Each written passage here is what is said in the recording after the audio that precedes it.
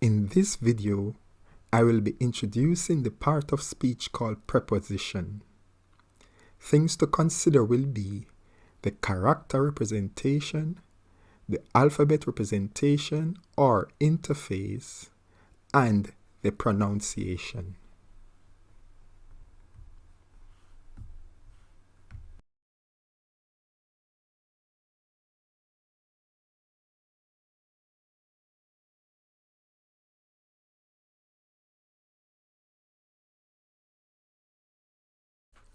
Clemtock, Clemtock, Clemtock, Clemtock.